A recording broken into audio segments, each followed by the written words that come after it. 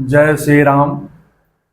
श्री रामचरितमानस कथा नवा परायण पंचम दिन के उपाख्यान में चित्रकूट के मार्ग में भरत और सीता जी का स्वप्न। देवराज इंद्र भरत जी पर पुष्प की वर्षा कर चले गए। यहीं विधि भरत चले मग जाहि, दशा देख मुन सिद्ध सिहाहि। भरत जी को मार्ग में जाते देखकर ऋषि मुनि सिद्धगण प्रसन्न होते हैं। भरत जी जब राम का कर सांस लेते हैं तो आनंदित हो जाते हैं। चित्रकूट के रास्ते में चल रहे सभी के मन में हर्ष हो रहा है कि हमें श्री राम जी, श्री सीता जी और श्री लक्ष्मण जी का शीघ्र ही दर्शन होने वाला है। उस दिन शाम के समय सारे काफिले ने जमुन तीर तेहि कर वासो, भयहु समय सब सबहि सुपासो। यमुना नदी के किनारे निवास किया और समयानुसार खान पान करके प्रसन्न हुए। प्रातः काल निषाद राज का संकेत पा करके अगणित घाटों की नाव रात में आ गई। प्रात पार भय कहीं खेवा, तो से राम सखा की सेवा। चले नहाये निदेह सिर नाये, साथ निषाद नाथ दो भाई। सवेरे एक ही खेवे में सब लोग पार हो गए और श्री रामचंद्र जी के सखा निषाद राज की इस सेवा से संतुष्ट हुए। फिर स्नान करके और नदी को सिर नवा करके निषाद राज के दोनों भाई चले। आगे मुनिवर वाहन आछे, राज समाज जाय सब पाछे। तेहि पाछे दो बांधु पया दे, भूषण बसन बेश सुठ साधे। आगे अच्छी अच्छी सवारियों पर श्रेष्ठ मुनि हैं, उनके पीछे सारा राज समाज जा रहा है। उसके पीछे दोनों भाई सादे भूषण वस्त्र और भेष से पैदल चल रहे हैं। श्री भरत जी के साथ सेवक मित्र और मंत्रियों के पुत्र साथ में हैं। सभी श्री राम का चिंतन करते चल रहे हैं। जहाँ श्री राम की सेना निवास और विश्राम किया था, वहीं उन स्थलों को नमस्कार करते हैं। रास्ते में गांव नगरों के स्त्री पुरुष अपने गृह कार्यों को छोड़कर इनके रूप सौंदर्य को देखकर अपना जन्म फल पाकर आनंदित होते हैं। गांव की स्त्रियां आपस में कह रही हैं, सखी क्या ये राम लक्ष्मण है? इस अवस्था रूप रंग शील स्नेह और चाल उन्हीं के समान है। भे सुन सो सख सिय ना संगा, आगे अनी चले चतुरंगा। परंतु ना तो वह भेष है, ना इनके साथ सीता जी हैं। इनके आगे चतुरंगड़ी सेना चल रही है। इनके मुख पर प्रसन्नता नहीं है, दुख खेद है। एक दूसरी स्त्री कहने लगी, श्री राम का राज तिलक होना था, फिर वनवास हुआ, हमें उनका दर्शन हुआ। लेकिन सबसे मुख्य वार्ता तो यह है कि ये दोनों भाई पिता द्वारा दिए गए राज्य को त्याग कर फल फूल खाते हुए रास्ते में कष्ट झेलते हुए श्री राम को मनाने जा रहे हैं। भरत जी को देखकर सभी कहती हैं कि यह कैकेयी माता के गर्भ से पैदा होने लायक पुत्र नहीं था। कोई कहती है, रानी ने अच्छा ही किया, हमारे विधाता ने हम लोग के वेदहीन स्त्रियों को इनका दर्शन करा दिया। एक कहती है कि हमारे पुण्यों का ही परिणाम है, ऐसा ही आनंद गांव गांव में हो रहा है। मानो मरुभूमि में कल्प वृक्ष उगाया हो। भरत दरसु देखत खुलो, मगलो गन कर भाग। जनु सिंघल वासिन भयहु विधि, बस सुलभ प्रयाग। भरत जी का स्वरूप देखते ही रास्ते में रहने वाले लोग के भाग्य खुल गए।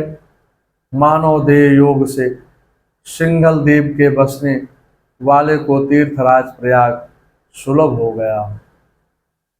भरत जी वनवासी लोग उसे श्री राम के गुणों की कथा सुनते हुए तीर्थ देखकर मुनियों तथा देवों के मंदिरों को प्रणाम करते हुए चले जा रहे हैं। मिलने वालों से श्री राम, श्री सीता जी और लक्ष्मण जी के विषय में पूछते हैं, जो यह कहते हैं कि हमने उनको साकुशल देखा है। वह भरत जी को लखन लाल के समान प्यारे लगते हैं। उस दिन रात में वहीं रुककर प्रातःकाल श्री राम का स्मरण करके चल दिए। सबके भीतर श्री राम जी के दर्शनों की लालसा लगी हुई है। सभी को मंगल सुकुन हो रहे हैं।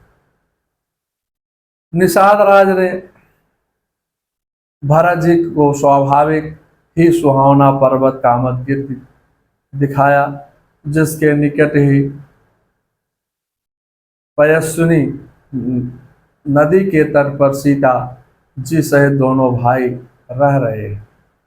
उस पर्वत को दूर से देखकर जानकी जीवन की राम जी की जय बोलकर प्रणाम किया।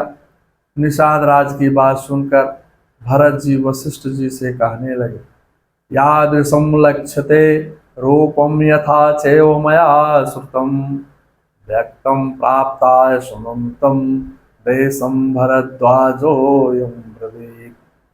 हे ब्राह्मण, मैंने जैसा सुन रखा था और जैसा इस देश का स्वरूप दिखाई देते हैं, इससे स्पष्ट ज्ञान जान पड़ता है कि भरद्वाज जी ने जहाँ पहुँचने का आदेश दिया था उस देश में हम लोग आ पहुँचे हैं। अयम गिरेत इस चित्रकूटस्थं मंदाकिनी नदी, एतत् प्रकाशते धूरानीलाम मेघनिभं वनम।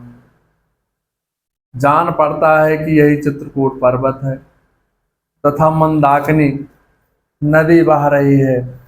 यह पर्वत के आसपास वन की दूर से नील मेघ के समान प्रकाशित हो रहा है। वाल्मीकि रामायण अयोध्या कांड का सर्ग 93-7। भरत जी का काफिला थका मादा होने के कारण जल थल पर सुपास देखकर सभी रात को वहीं पर बिना खाए पिए ही रह गए। प्रातःकाल उठकर दीनबंधु श्री राम का स्मरण कर श्री भरत जी ने सभी के साथ आगे गमन किया। दीनबंधु दीननाथ मेरी सुध लीजिए, दीनबंधु दीननाथ मेरी सुध लीजिए। चाकरी को चाव नहीं, खेती को पाव नहीं, चोर दोष जान मोहि कोई न पतीजिए। भाई नहीं बंधु नहीं, कुटुंब कबीला नहीं, ऐसी कोई नेक नाही, जासो जाई कहिए। कहत मुलुक दास छोड़ दे बिरानी आस, गंगा के किनारे कैसे को पनीर पीजिए। दीनबंधु दीननाथ मेरी सुध लीजिए, दीनबंधु दीननाथ मेरी सुध लीजिए। जय श्री राम। जहाँ उहाँ राम जन रजनी अवशेषा, जागे सिय सपन यश देखा। सहित समाज भरत जनु आए, सहित समाज भरत जनु आए, नाथ वियोग तापुतन ताए। उधर श्री रामचंद्र जी रात शेष राते ही जागे। रात को सीता जी ने ऐसा स्वप्न देखा जिसे वह श्री राम जी को सुनाने लगी। मानव समाज सहित भरत जी यहाँ आए हुए हैं। प्रभु के वियोग की यज्ञ से उनका शरीर संतप्त है। सभी लोग उदास मन, दीन और दुखी हैं। सासुओं का मंगल भेष में देखा, अमंगल भेष में देखा सासुओं को, और वह स्वप्न श्री सीता जी ने श्री राम जी को सुना दिया।